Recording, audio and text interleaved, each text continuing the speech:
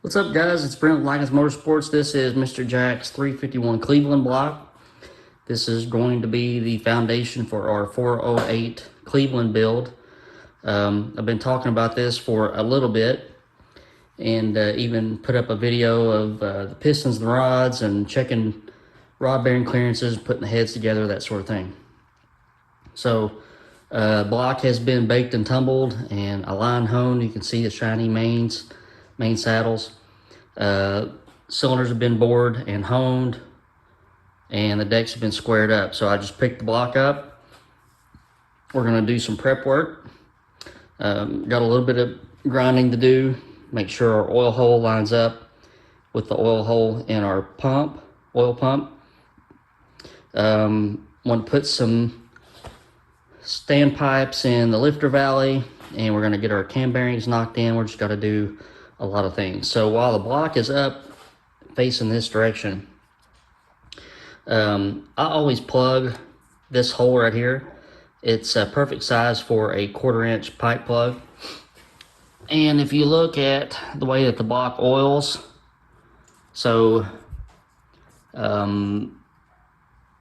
oil comes in, and you got actually 2 different feeds off the main pathway here. You got this little dude here that feeds the cam bearing.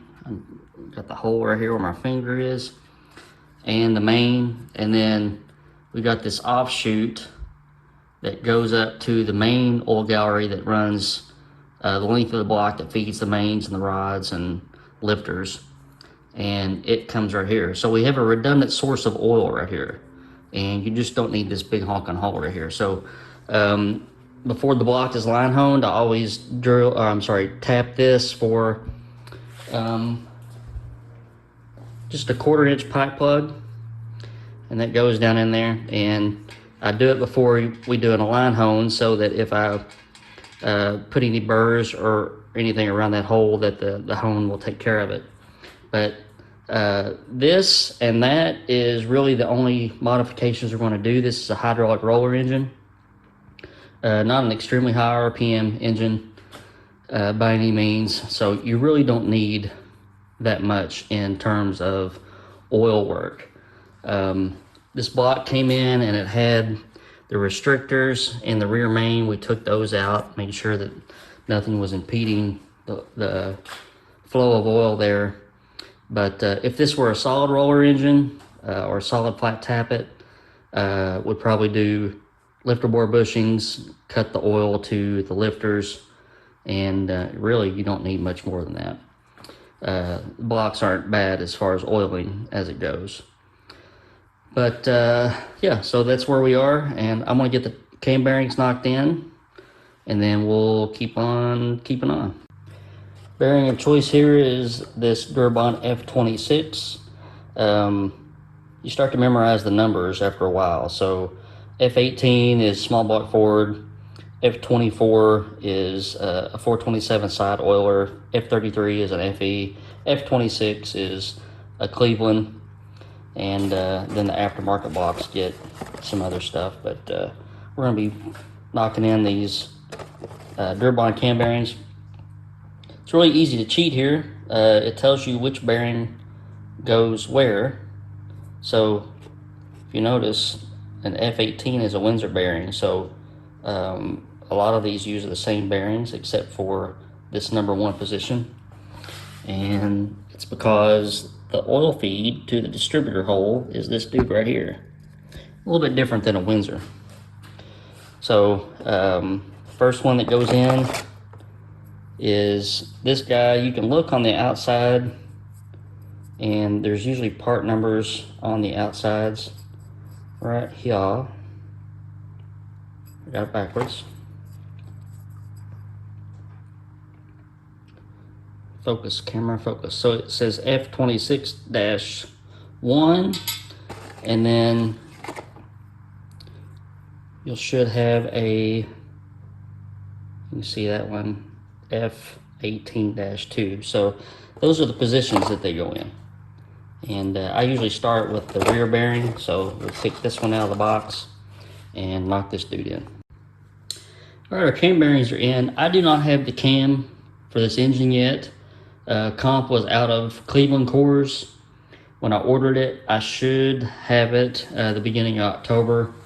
So we're not going to get a ton of stuff done. I can get the block prepped and cleaned and painted, and main bearing clearances checked and all that stuff. But before I start knocking in pistons, I want to get that cam. And this is a Windsor cam. This is actually a 5-liter 302 cam, and it spins really, really nice with the bearings in there, and the bearings aren't even lubricated. But I don't want to go too much further until I get the cam, just in case that the alignment is not perfect or whatever. I want to know that before, you know, the crank is in the block and all that stuff, so I can adjust cam bearings if I need to. Obviously we can't check piston to valve clearance, we can't degree the cam, so that's why I can't, you know, go ahead and start knocking in pistons. If something happened, the cam does have a good bit of overlap to it, so it's not the lift that causes piston to valve clearance issues, it's the overlap, and the cam does have a good bit of overlap to it. So in the event that my flat top pistons, you know, have problems, I don't want to knock all 8 in there and find out that I've got an issue, have to pull all 8 back out, you know, take the pistons off the rods, all that nonsense. So what we're going to do, I'm going to pull this cam out of here. I'm going to grind on this. You can see, I'm going to show you this. Here is our oil pump. This is a Melling AHV pump. And hold on, let me get the other gasket. All right, so they send 2 gaskets, and as you know, the pickup screws in on a Cleveland, so it doesn't use a gasket. But here's how the gasket fits. It doesn't fit good. It blocks the hole's off center, and nothing really lines up good. So what I did was take this other gasket and just kind of opened it up. Let me see if I got the right side here. Yeah, there we go. So opened up the gasket so that we get a full hole here, and then I just kind of transferred this over to here, and it'll give me a general area to grind. I don't want to, it gets awfully close to the outside here, so I don't want to take it all the way out there, but I'm going to open this up just a little bit to get us a blend into the oil pump hole right here. Then once that's done, I'm going to flip it up. On the other side, we're going to tap the holes in the lifter valley for some stand pipes. Probably just a 1/4 inch pipe is all that'll be needed, and the holes should be pretty close to the drill size for a 1/4 inch pipe tap. All right, you can also see here, there's just a real sharp 90-degree turn right at the top of where this hole intersects this hole, so you can see where they intersect down in there. And I just like to take a little ball burr and just kind of get in there and radius that. You know, a lot of this stuff has been handed down for generations to generation on, oh, this is how so-and-so used to do it, so this is how I'm going to do it too. So a lot of this may not even be necessary, but, you know, once you establish a way that you've been doing it and it's been working for all these decades or years or whatever, then you have a tendency not to, you know, stray too far from that. So I'm gonna grab my die grinder, I'm gonna blend this in, and I'll show you the finished product. Okay, so if I didn't explain myself very well, and I tend to do that, the gasket needed to be trimmed, and I just laid out where the gasket hole was on the block, just to make sure that the hole encapsulates the hole in the block. Hole in the gasket encapsulates the hole in the block. And I just basically round off the edges a little bit for a nice transition. And then you can see where I raised that roof. That used to be a boom, boom. Now it's kind of a boom. Again, would the engine have done just as well without doing all that? Probably so. But there again, you know, you're used to doing things the way that you're used to doing them. And if it works, it works. Okay, so here's the top side of the block. Everything nice and clean, shiny. These are drains from the lifter valley down to the crankcase area. Generally, we don't like oil hitting the crankcase or hitting the rotating assembly. So what I like to do on builds where we're trying to, you know, squeak a few horsepower out, I will tap these holes and then just put what's called a standpipe. And it's just a short tube, threads in here, and there's going to be really not much oil hitting this area at all, because here's your drains for your cylinder heads. Here's the front drain, there's the rear drain, and that just empties down behind the crankshaft. This one empties down in front of the crankshaft. So, you know, if the heads aren't draining into this area, you're not going to have a lot of oil here, but you will have some oil that's coming up out of the lifters and that sort of thing. So we just kind of keep that to a minimum. This was a big gnarly hole in the block. I smoothed it out and lowered it. So, you know, if the oil level is above this level right here, it'll just dump out to where the timing set and everything is. So no harm, no foul. But I'm going to check this hole size. A 1/4 inch pipe tap uses a 7/16 drill. So we'll just check these, drill them, and tap them. And we're moving on to checking main bearing clearances. We've got some calico coated Federal Mogul main bearings and 4-bolt taps on our Boss 351 block. All of our clearances are coming in. I think our tightest is 2.8 and our loosest is just a little over 3, so that's exactly where I want to be. Usually aiming for 1 thou of bearing clearance per inch of journal. These are 2.750 mains, so you want to be around 2.8. A little looser doesn't hurt anything. So we're good on here, and I'm waiting to hear back from Molly to see where to get a double check on the piston to cylinder clearance, and I'll check our clearances as soon as I hear back from my guy. And I've got some old junky bearings laying in the block. I just set the crank in there, and I've never had any trouble with Molnar rods and a 4-inch stroke and a Cleveland block, but it never hurts to check. That's how much room we got. It's probably, I don't know, 70, 80, 90 thousandths. You don't need much. If that hits, then you got something really bad going on with the engine that won't matter anymore. So an easy way to do this is to just take a cap with a bearing and 2 bolts, leave the rod and the piston out, just rotate the crank and, you know, position the cap in line with the cylinder bore, and you can really check pretty quick what your clearances are. All right, Molly got back to me, said to target 3 thousandths, and it gave me a good measurement on where to check the skirt or check the measurement. Here's what I'm getting, about 3.5. This is without a torque plate. Things will change a little bit without or with a torque plate on it, but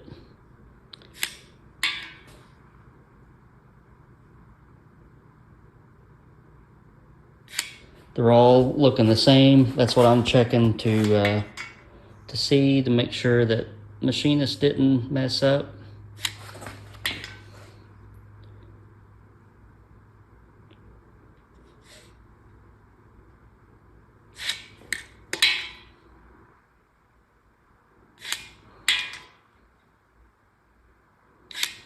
And they're all the same. So three and a half thousandths is what they want. That's where we are. So we can check that off our list. All right, so after I measured our holes, they were actually a half inch instead of closer to 7/16. So that meant that a quarter inch pipe tap would not work.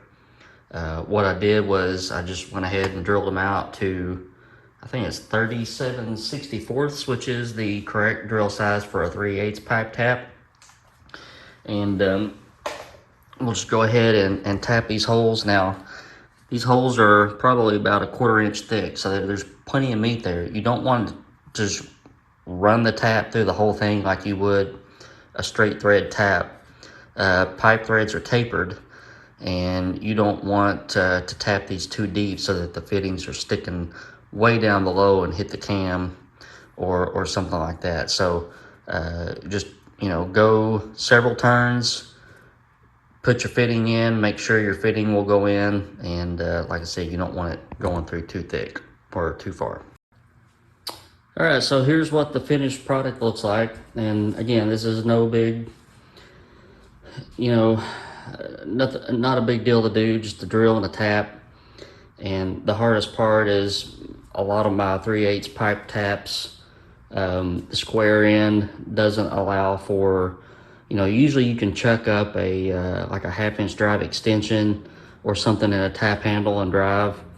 But for some reason, I've got two 3/8 pipe taps, and the squares on them were too big for that. Just barely. It would be sloppy in a 3/4 inch drive extension. So what I did, I just used a 12-point socket and a ratchet like that. So it doesn't have to be perfect. Again, the biggest thing is you don't want these going through. You can see right there. If this happens to stick through something like this, then there's chances that a cam lobe could hit it or something like that. So you don't want to go down too far below that. I got one that's just a little bit crooked, but they serve their purpose, and it'll keep whatever oil is floating around up here, it will keep it off of the rotating assembly until the level gets high enough that it'll just go out the front here. So while I had my 3/8 tap out, I went ahead and tapped this hole. Normally these are a drive-in nipple for a bypass hose. It makes more sense to me to put in a pipe fitting, drop it on the floor, make sure it's nice on the floor. 3/8 pipe there, so that makes that easy. So there's not really much I can do right now, and it hurts me because I would like to get a lot more done on this, but at the same time, these older blocks, sometimes you have issues with the cam bearings, and even though my 5.0 Windsor cam slid in there and turned easy, I need to make sure that the new cam will do the same. And if the crank is in there and everything's nice and pretty and painted, and something happens where I have to go in and scrape bearings or align bearings or hone bearings, then everything that I just did would have to be pulled apart and cleaned and all that stuff. So what I'm going to do is I'm going to go ahead and do, with my fingers crossed, a final wash on this and bag it up, and then hopefully the cam will be here in a week or two, and then it'll be full steam ahead. The rings are filed, the main bearing clearances are checked, the rod bearing clearances are checked, the heads are assembled. There's just not a lot left to do on this engine, and I'm going to show you the intake manifold that we're going to use. Alright, so this is a Trick Flow single plane intake. It's currently set up for a 2-barrel port size. I don't know what I'm going to do with this yet, so I want some time to think about it. If you open this up to a 4-barrel port opening, basically what you would just do is just flare the end of it, and I don't know what good that would do me unless I had the whole intake ported. So we may try it just with the smaller ports. This intake is meant to work with the Trick Flow Cleveland heads, which are our 2-barrel port size. So I'm confident that it's got the performance the way that it sits to get us to the level that we need. But I'm just gonna dwell on that a little bit more, maybe hit up a couple of my head porting buddies and ask for their advice on that. But really nice intake manifold. The casting is beautiful. There's the plenum.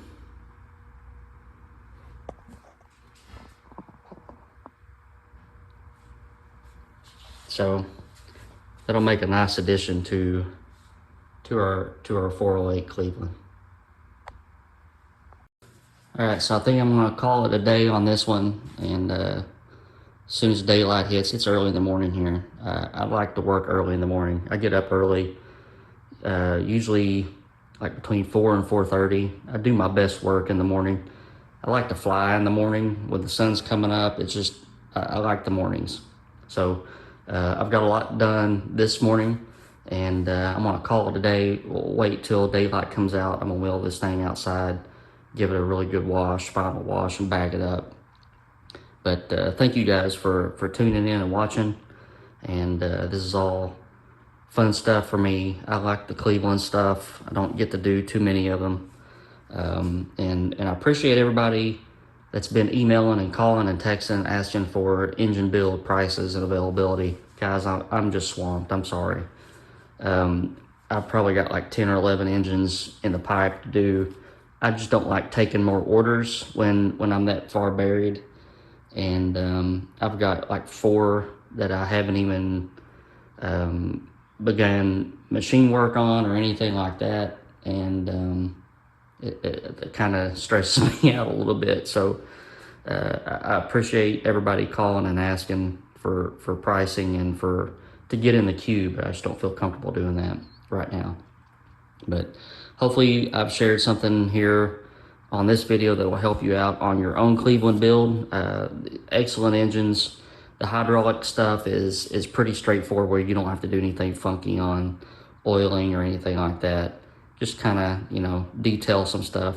If this was a solid roller engine or a solid flat tappet, here's the downfall of the Cleveland. Let me get my flashlight.